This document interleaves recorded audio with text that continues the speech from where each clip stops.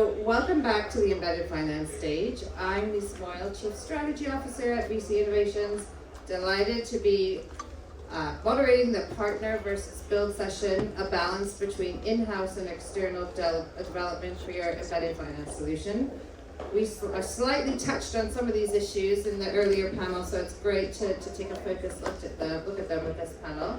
So what I'm going to do is ask the panel down the line, starting from my left, to introduce themselves, say who they are, and just a little bit about what they do. This left. Hi everyone, my name is Mauricio Comi. Right now I'm doing mostly advisory for a couple of startups. In the last few years I've built the embedded insurance businesses at Intuit, and then Dutchie, which is a point of sale software company for the cannabis dispensary industry. Hey everyone, I'm Dion, I'm CEO and co-founder of Rast Technologies, and we create SaaS for independent creators, specifically artists, illustrators, graphic designers. We want them to profit from a lot of the works that you guys don't get to see or hear about, and ultimately we're here because we're looking to adopt embedded solutions to increase their success. Phillipe, head of Any Ventures, the National Bank of Canada Venture Fund. We invest in companies that the bank can use to accelerate its transformation and its growth, and also in charge of innovative projects. Okay, last but not least, Anand Pandya. I'm a Vice President, General Manager at ADP. I think everyone likely knows ADP is a massive payroll provider. We have customers of all sizes. My area of focus here is small business. So we have over 800,000 small business clients just in the US alone, one of the largest providers in this space. And we've been often offering embedded products for over 15 years to select clients in banking, in retail, in services. But what we've seen over the last several years is a true demand among our small business customers, where their expectations are that all of their business workflows are integrated into one all-you-can-eat, easy, consumable, consumer-like service. And so we are really interested in the embedded space. We're making a big investment in it. And you know, we see a lot of providers actually offering a technology-first solution, and technology is very important. But you know, we've been really thoughtful about expanding beyond the technology. We have an embeddable UI that you could put into your application, but we complement it with a range of services, things like go-to-market and distribution, onboarding support, ongoing service and compliance, and money movement. So looking forward to talk to all about that today. So really interesting range of participants working across quite different industries. So I'm going to start from my far left this time, an indication of distance, if not politics. So essentially you sound like an embedded finance pioneer in a way. You've been at it for 15 years. Can you share with us some of the common challenges faced by organizations looking to develop embedded finance products, or in fact leverage embedded finance products, whilst working with external partners? And then maybe we can get into a little bit of how you overcome those challenges after. Sure. I think it's a common theme that you've probably heard from the several panelists earlier today, right? I think the most common area that we explore with partners is how would the embedded product best serve their customers' needs, right? That's where we typically start when we are approached by any partner in relation to offer an embedded payroll, right? Is it synergistic with the offering that they currently have, right? Does it help their clients, for example, save time? And what we often see with payroll, right, is that our joint clients are performing a task in one system, then they have to extract that data and manually enter it into, for example, our system. So clearly there's a synergistic opportunity to have a seamless UX where the data just transfers over. And I think once you confirm that there's a need, we then sort of progress into what is the organization's goals, right? Are they seeking to grow revenue? Do they want to drive stickiness in their product, right? Are they trying to maybe differentiate versus their competitors? And this is where we sort of really try to dig in with them and try to understand, like, how do we complement our offerings and truly try to offer something that is synergistic. Brilliant. So in that sort of description, it's very much a strategic focus around embedded finance, not just something functional that you just offer because you can. Exactly right. Can you share with us a little bit about your view on that? And maybe if the other panelists want to push back or agree or disagree? No, I would agree, and I think that in embedded finance, what the biggest issue we have is often educating the client.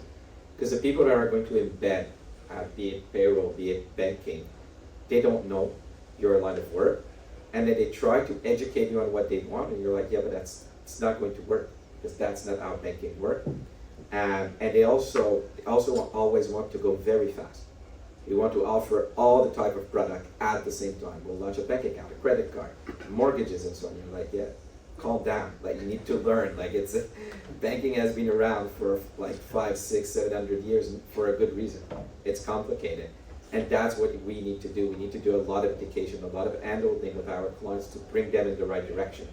Those that listen and work with us are very happy about the result at the end. Those that don't and go to competitors are often disappointed that at the end of the day, it didn't go as fast as they were expecting.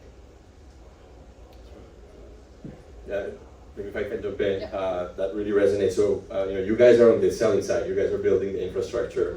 Dion and I are more on the buying side of offering those products to the customers. And I think it's really easy to get very excited about the incremental revenue opportunity. You increase your ARR, hopefully you have higher margins. That's very attractive. But yes, you don't necessarily understand the complexities of what it takes to get these products to market. And I would break it down into two things. One is the cross-selling part. Companies have to get really, really good at cross-selling additional services, which is easier said than done. But then on the build part, because before you even get to selling, you have to address technical complexity, regulatory complexity, operational complexity, and strategic partnership complexity. And those four things are quite hard to assess, tying it to what is the real customer problem that you're trying to solve. So I think applying the right level of rigor to go and really understand your customer, really understand what their needs are, and then looking at those four things so that you can build the right set of capabilities is a worthy challenge to go pretty deep on before you just go fast and loose. Let's just do banking as a service because yes, that's the way to make an extra buck, and not realize that it's going to take a bigger effort than you think. Absolutely. So Mauricio summed it up really well. On the buy side, and I'll provide context. If you're coming into this market, it can be exciting. You see a lot of products, you see a lot of things you can do for your customers, a lot of incentives that you can provide. You see yourself as winning for your customer. But one of the things you definitely want to look at are the legalities. I'm no attorney, but you're going to be signing contracts. You're going to have an agreement with your third-party provider. And it's very important that you understand the language, you understand what your commitment to that engagement is going to be, and for how long. Another thing that companies don't really look at, they really don't look at the kind of from the technical side of things. They don't look at the what they should allocate resources, right? So there are servers involved, there's data involved, there's customer service involved. Who's handling those things? What are those costs? Really just inventorying more than just what you can provide. But you may have limits as to your budget, limits as to your manpower for implementing some of these services from some of the, from some other areas other than just you want to integrate an API.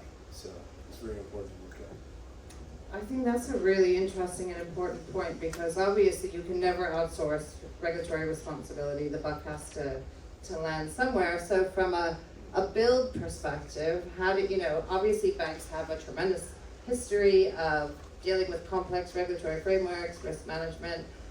How do you educate or reassure your clients, Phillipe, for example, on those issues that Dion just raised? So in our case, what we've decided to do for now is to let the middleware provider do part of that regulatory framework and answer that they have to give to the governments to go forward on that. We will check, we will audit what is being done by the secondary partner, but this is how we decided to do it. In terms of the endpoint, the distributors, they know they're having one of the biggest charter bank in Canada behind them. That we assure them as well that we did check the program, we did not go like this in a kind of cowboy way. Now, if you look at the US, it's very different because the number of banks you have in the US is a way more than what we have in Canada. So in Canada, once you've passed the 10 biggest bank, you're nearly done. Like, you don't have much afterwards. You guys have thousands of banks, and the problem that happened in the US is a lot of small, very regional bank went into banking as a service, was the license provider behind, and they did not have that abilities to check what the middleware was doing in terms of compliance and regulation. And this is why the regulator in the US fell so hard on that business in the last few months. Yeah. To add to Philippe's point here, I think from a payroll perspective, this is really the biggest value proposition we provide, right? If you think about it, to run payroll in the United States, there's federal, state, and local jurisdictional rules, right? There are almost 10,000 different jurisdictions in the country. There are over 300 different regulatory updates that we do on behalf of our clients, right? We do have thousands of rate updates every year. So when we advise a particular partner to come to utilize our offering, one of the biggest areas of strength that we could provide is that as we make updates, they automatically flow through the solutions that we provide. And it's not just through the tech. We start with the tech, which is super important, right? So as these changes surface, it's described to you in the technology as an end user, as a small business owner. But like, there are situations where a state may change a regulatory rule where you are now required to offer, for example, FMLA benefits, or you have to change your PTO plans, so you have a different PTO requirement. And in those cases, it's very easy for a small business owner to miss that requirement. So we have sort of a model where we'll surface that information in the technology, and we'll complement it with an outbound communication model through our service team. Because we just want to make sure that, for example, the end customer, the client's aware of quite frankly what they need to do to make sure they're compliant in relation to the payroll requirements in their state and locality. And one last thing on this is there's 50 states, 10 provinces up north. The federal government, it's impossible for someone that's not his main business to follow up this. Did you want to come back on that, Dion? Yeah, so, and it's not an us versus them up here, but I do have It to say. does look that way. We've got one side and then the other over there. I get it, the laws change, right? But, there should be someone on both sides of the equation that's managing regulation, for the company. And the kind of the bi-directional communication, at least the way I've seen it, is not as seamless as it should be. We've got a lot of people that aren't just excited on the buy side, they're excited on the sell side too, right? They want to show you that they can get these products out to you, that they can be as competitive as some of the larger banks. And, that's great, but who's hand-holding you? And you need it, right? You're not going in there like a cowboy, but at the same time, you're not an expert. Nobody is. And working on both sides to facilitate that is going to help, because guaranteed one team is going to miss something that the other one is going to pick up on both sides of that equation. So there should absolutely be someone on both sides handling the regulatory requirements. Sorry, go ahead. Yeah, one of the interesting things of like the moment in time that we are in is that it's probably never been easier to offer embedded financial services for any company out there, right? You can be a bank without being a bank, you can be an insurer without being an insurance company. And if you take the industry as a whole, you have distribution at one extreme and capital at the other. All the jobs in the middle can be modularized depending on what you're trying to offer. The more responsibilities you take, the higher the opportunity you have to take a bigger chunk of the pie, as well as the more control you have over the customer experience. And I think whoever controls the regulatory framework is the one that makes the decisions on how to go about things. So I think as a software as a service provider that wants to offer embedded financial services, if you have the resources to go upstream, great, do it, but it also increases your overall cost and complexity. If you don't, then there are plenty of providers out there that can take that responsibility for you, and that's great because it's going to be much easier for you to go to market even faster. But then you are going to be sacrificing on that customer experience component because somebody else is going to be making those hard decisions to protect their own business.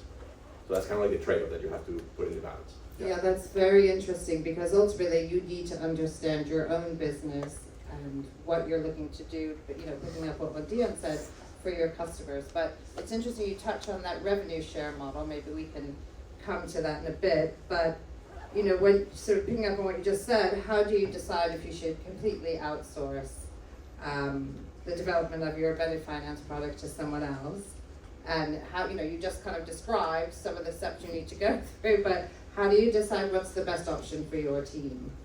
I mean, at the end of the day, it's an ROI exercise. You have to decide how much you can invest versus how much you think you're going to be able to get back out of it.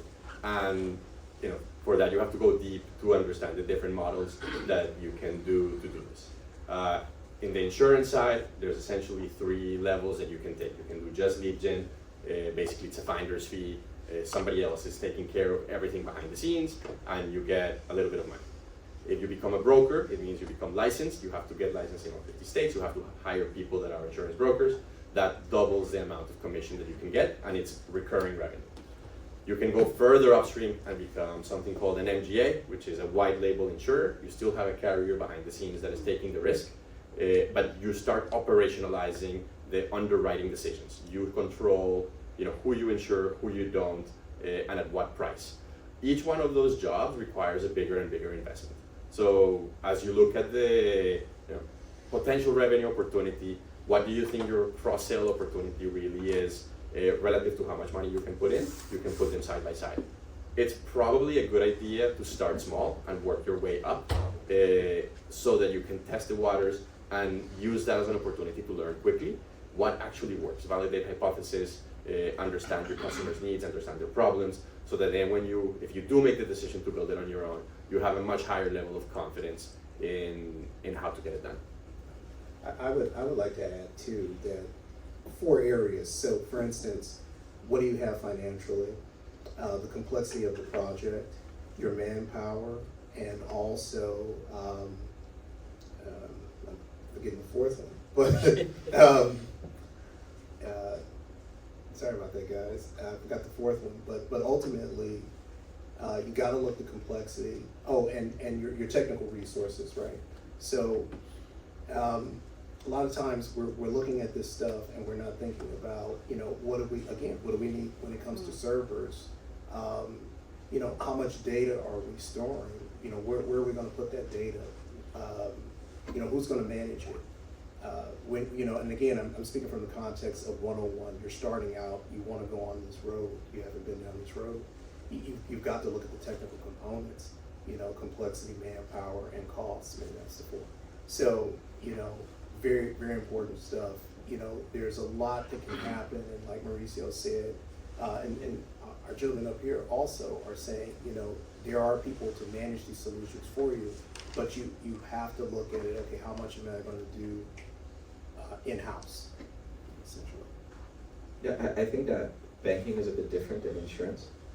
Just because if you go too far, then you'll end up having either an MSB license or a full banking license, and that's going to screw majorly your business. This is why Apple doesn't want to get there, and they're still doing it with another banking license, because the requirements and what you'll be able to do is just going to be so diminished after you. So what we're seeing, at least in Canada, is depending on the size of the business, they'll be able to go up to a certain point, but they won't be able to go further. So if they're smaller fintech, they're going to give everything back to the middleware in the bank.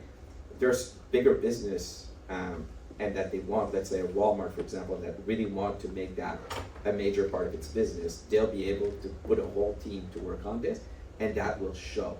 But usually we'd advise them to stick to what they're good at, which is selling it to their clients. Yeah, I think that's a great point. And I think payroll is a great example of something that every company will need to do, and an interesting way to make lives easier for their customers. Yeah, exactly right. I think, and to echo the points that were made by Mauricio and Dion, I think ROI, when you're looking to evaluate sort of that build, partner versus buy solution, right, is so key. And I think one big variable that I think was also implied is time to market, right? So I think this notion of trying to build some of a complicated financial product or a payroll product, I think everybody knows you're looking at a very long timeline to make that, to successfully pull that off, right? Not only just from the technology perspective, but then the subsequent operating model to support the services that you want to provide. So I think that's sort of something that should weigh in your decision as well. And to Dion's point, the scope of services, right? This notion of when you work with some of these providers, including ourselves, you could decide what you want, right? We're extremely flexible in terms of our offering. So this notion of, do you want the technology? Do you want the onboarding support? Do you want distribution? You may not want it upfront because you think you can do it yourself. And if you can, great. And over time, if you want it at a later point in time, you can evolve into that as well. Yeah, very interesting. So coming back to that education piece, it's interesting when you said that, Dion, because we often speak to non-financial brands and we'll start talking to them about embedded finance and they'll look at us and say, that doesn't sound like anything that we do. And then, we say, well, you offer different options at checkout, you offer an insurance product when you're selling a bicycle, whatever it is, and they'll go, oh, is that embedded finance? So I think it's really interesting, that journey. And within your own organizations, how do you take that internal expertise, blend it, we've touched a little bit on that, with the external knowledge strategically to create an embedded finance product? So payroll sounds like a straightforward place to start, but as Phillipe said, banking is way more complex.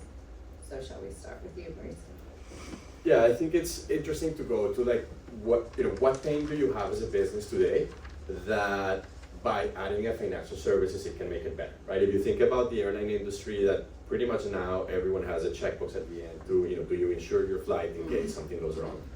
The airline companies figured something important here, which is every time there was a problem with the flight, they would get flooded with calls of angry customers that were frustrated about that situation. By shifting the responsibility to the customer, it completely changes the economics of that situation. On the one hand, everybody that bought it no longer calls the insurance directly, but they call their insurer, they get their money back, they're happy. And the ones that didn't buy it, it was kind of like your own fault. So in a way, that reduced an operational cost that was very painful. Airbnb did a similar thing. They, at the beginning, did two-sided network. You have to get as many hosts in a certain market so that people would then go and rent those properties. But at the beginning, everybody was afraid of renting their houses to strangers online. So they subsidized the market by protecting, if there was any damages, they would insure it. Over time, they were able to build an actuarial model where they could predict how often those damages could happen. And now they sell that as an insurance product to their customer base. So something that was a cost now became a revenue opportunity. So it's interesting to start with is there a real pain point that you can solve to make it better? In the case of the bicycle, if you can insure it or put a loan to it, it means that you increase your sales. So that is a helpful situation of is the good that you're offering, can it come with an embedded financial service attached to it because it's logical? You buy a house, you have a mortgage, and you have to insure the house. You buy a car, you have to insure the car, you can get a loan or a lease for the car. Those are very natural places for embedded financial services to come combine. And with technology, you can make that experience a simple opt-out versus a complex opt-in. And that's the beauty of the moment in time that we're in, where there's a great opportunity to increase the revenue for the providers of that particular product because you can attach those things together. So going back to the context again of building it from the ground up, and you're at the ground level, someone on your team should be dedicated to handling embedded finance. Who is that person?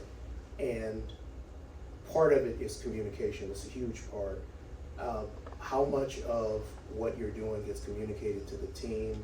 How much are they a part of the decision-making process? It's got to start with talking to one another and making sure that everyone is really getting, kind of the same information, but at the same time have the freedom to, go and look for information on their own, bring it back, and have these discussions.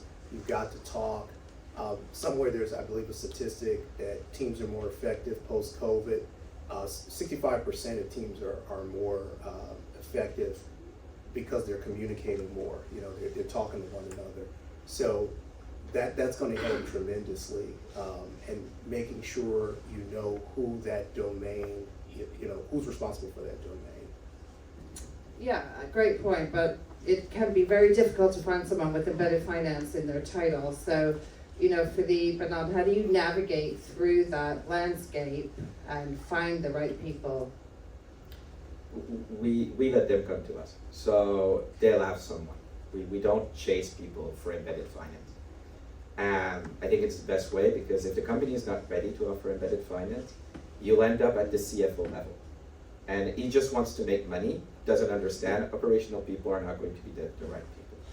And you know, in if it goes the other way, they come to you, the problem we have is that they overthink it. And I always give them the best example and the most successful embedded finance that I've seen is Starbucks. They just added that little things where you put money on your app, and it's easier when you check out at Starbucks. They became one of the biggest depositors in the United States. They didn't overtook it. They didn't like make credit card and make mortgage.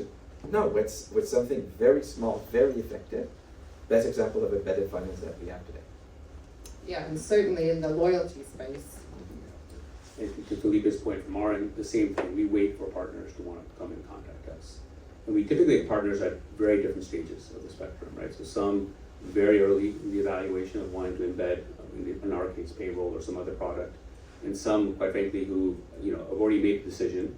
Some have actually used a different partner, weren't happy and want to switch, right? So we wait for them to come to us. We get them at all different stages. And to Philippe's point, like we take a lot of time to really evaluate, not only how do we support them, but to Mauricio's point, what are the true opportunities to really kind of deliver more insights beyond just simply our offering and their offering, right? So for example, we talked to bank partners, right? One of the biggest area of challenge for small businesses, I think it was discussed earlier today, is liquidity, right? So we often get small business clients who have a payroll obligation and they just don't have enough funds in their account.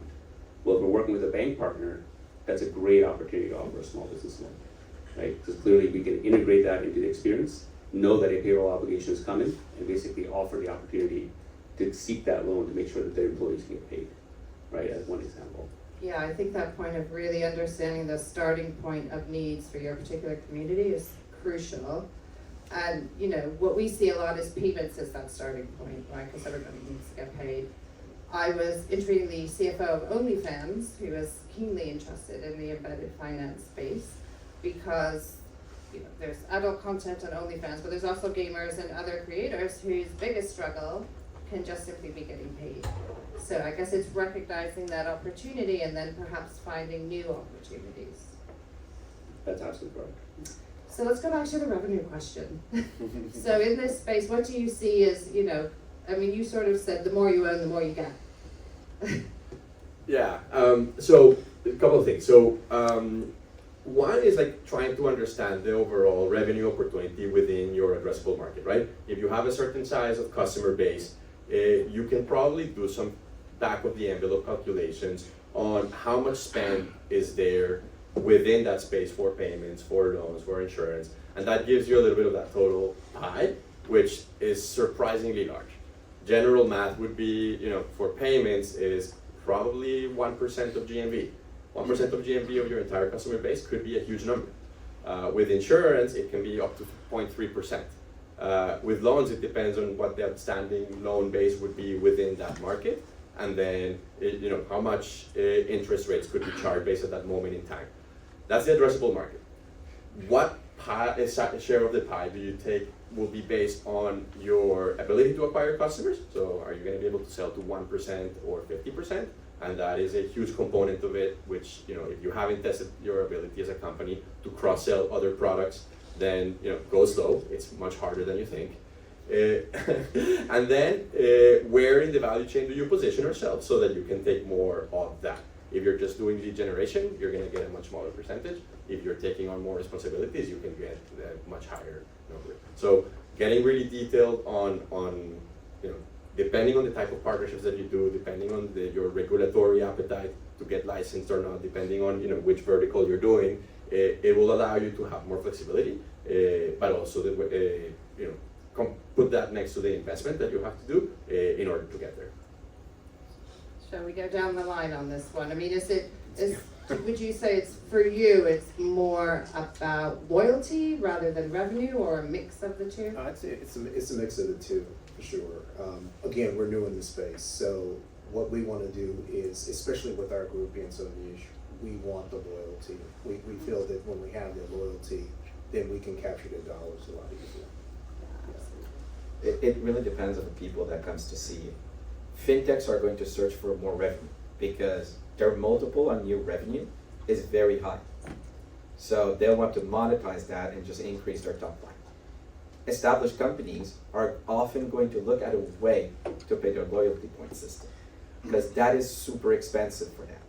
So if they can find any way to pay for their loyalty point, they'll be happy. In terms of separation of the revenue, I always tell my potential clients, you have to look at what you're going to bring to the table. If your specialty is to encourage through your loyalty point system the client to be spending money, you should be remunerated when the client spends money. So make sure your loyalty point is in line with the product. And I'm going to make money on what I'm good at making money, which is making money on your deposits. So you get more revenue, I get more revenue. If there's no way you can find that middle ground where everybody's happy with the revenue versus the risk they're taking, there's no point doing the deal. Yeah, I would say from my end, it's very similar in terms of it's loyalty and differentiation, first and foremost, right? So we're dealing with partners who would know that they're in a very competitive market. There are a lot of POS providers, there are a lot of financial institutions, there's a lot of any category that you think of. It's a very, very competitive space. So they look at an opportunity to drive and offer an embedded version of payroll. It's to differentiate versus their competition. And I think then the secondary factor is revenue growth. And to Mauricio's point, they're many times cautious. It's very complicated to service payroll. It's very complicated to sell payroll, right? So we typically offer multiple models where we will allow our sales force to distribute on your behalf. We'll do a rev share. But if you become comfortable with the product in time, you can take the onus of that and then resell our product in time. Which, by the way, has much higher margins and much higher growth opportunity for you. Brilliant. I thought we could turn to the audience and see if there's any questions. Can we bring a mic over to first the gentleman in the white shirt and then... Yes, Leo, you can take this one if you need to. I'll just be loud. Amin Kanji, I'm ex-BMO, ex-Bank of the West. My question, and I think is two parts here, is the embedded solutions are great. The customer experience, and I'll say when things go bad. How do you overcome that, and what are the things you need to think about when you're planning to embed those solutions in? So in terms of when things go bad, I'll go back to my friend's point here. Depends how much risk you're taking. Some clients come in and say, oh, we'll take all the credit risk that there is. So if something goes bad, then they're supposed to be bearing the risk. Now, as the bank behind, you need to see at which point the company is going to break. Because you've worked in a bank, you know how big fraud can be. You know how big an error in a payment can be. That's multi-million-dollar. It can be $50 million. And it's going to break the back of most companies that exist. So you have that delta as being the bank, as taking the risk. And that is something that clients have a very hard difficulty understanding because they're not used to. So that's remuneration is how you're going to come and play on it. The least risk they're taking, the more remuneration I'm going to take. Oops. We skipped you, sorry, we'll come to you next. First off, I don't think I knew what embedded finance was until I heard your example of embedding the insurance in the airline ticket checkout flow. So thank you for that. That was just You owe me a beer. Yeah. So the allure of all these integrations is obviously there, right? Diversified revenue streams and new segments and things like that. It feels like the thing that we're all trying to avoid is shampoo and conditioner in one. Right? Save steps, save money, save time. Raise your hand if you use shampoo and conditioner in one. You got it. Okay, one person in the room. There's like decades of experience of embedded finance and integrations on the stage. Is there anything you can share about, like, here's a time where it just all looked great and we got it wrong, or just advice that you could give to people as they're going down this path? I think you've done a great job. Make sure you understand the investment. It's going to take a long time. But what are the little things that could trip people up, and even though it looks great, it's just not going to turn out the way you think it's going to? Let me give you an example of a company that has done it very successfully. So Daoust, they are the point of sale software provider for most restaurants out there. They IPO'd about a year and a bit ago, and about 75-78% of their revenue is embedded financial services. So you start with a product that really solves the customer problem of how to operate a certain business. It becomes the backbone of that company's operation. And you're selling this to taco trucks and hamburger joints. And all those things, everything that the business owner wants to do is spend time making tacos, sell tacos. If you make it really easy for them to run their payroll, collect their money, get a loan if they need to make an extra investment, insure their assets in a way that they don't have to go out there, search for it, complex opt-in versus simple opt-out. That's when it works really, really well. I think that that's one example of a company that has figured out how to really grow the revenue opportunity and create a wonderful experience for their customer. Now, if you ask the people that work there, and going back to payroll, they had to buy a payroll company in order to offer it, and a lot of them have PTSD after it of how hard it is to run that business. Back then, a payroll as a service didn't exist, at least not the way it does now. So I think, going back to the moment in time where we are in, there's a lot of payment companies out there that will let you be a payment facilitator built on top of somebody else's capabilities. There's a few payroll providers, including ADP, that will help you build embedded payroll. On the lending side, super interesting. Luke here is going to be joining next to talk about Pipes offering and how you can do embedded lending. So interesting moment in time. You have to be very thoughtful about what it is that you're trying to do, and if the company that is offering it, it has the right fit for your customer. And it's a hard assessment to do. So that's my 2 cents. Yeah, maybe just to go further, because you asked what could go wrong, is choosing the wrong partner. That's really what's going to kill you. And often it's a 3-layer partner, except you're a 2-layer. But the platform in the middle and the bank behind, in the case of banking as a service, or the insurance company behind, people just go 1 layer. They'll look at the technology provider and they'll stop there and say, I'm happy with them. But no, you have to go 1 layer. Who's the bank accepting to do it in the back, and are they going to do their work? Look at Lineage Bank and what's happening in Tennessee right now. You've got this example of what happens when it goes wrong. Can we just take one final question over here? We skip this gentleman right here. And then we're gonna focus on lending in more detail next. Great, thank you. Hi, Connor. I work at Coinstar, the coin counting kiosks, and I run embedded finance for them. So yes, it's in my title.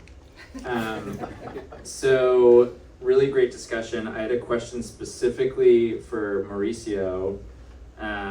So I used to run embedded finance for Dave, the neobank, and one of the things that we used to offer was an insurance product, and we started with the kind of lead gen offering with several different partners. I guess, is there a certain point when you've seen companies decide whether or not it's worth it to move on to the next step to be, insurance brokers, and ultimately create their own insurance product? Are there specific things that you've seen people look for, certain KPIs that companies can hit in order to make that type of decision? And I guess, how long do you think a company should take in order to make that decision to move on to the next, phase in the process? Yeah, I'm not sure there's a magic formula for it, but that's exactly the journey that I had to go through both at Intuit and at Dutchie. So, Intuit, when I was leading the strategic partnerships team, we had a relationship to sell workers' compensation insurance, and the penetration was incredibly small. When I looked at what our competitors were doing, I realized that the opportunity was much larger. And as I started figuring out, okay, if we're gonna actually take on this, what is it gonna take to provide the returns that will make it worthwhile? So at that point, I think it was more about getting the executive sponsorship and convincing them of, look, if you're looking for a big opportunity, here's how the math works with this one and why you should be excited about it. But it takes that type of leaders that can have that strategic breadth of seeing how does this embedded insurance product, which in most cases nobody understands, it fits their overall core business. And that's a challenge. I would say more often than not, it's not going to work until you have somebody that is a little bit more open-minded, a little bit more aggressive, and they can see how it can grow. Brilliant, thank you for that. We're out of time. I'd just like to take a moment to thank the panel. That really was absolutely fantastic. So we'll exit stage left, and we will bring up our panel, Lending for Success. Matthew.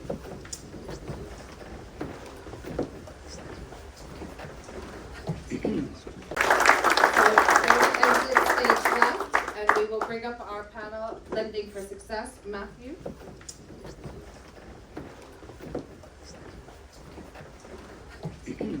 So, great. Well, I think we'll get started, but anticipate people kind of filing in as we go along, as is always the case after a coffee break.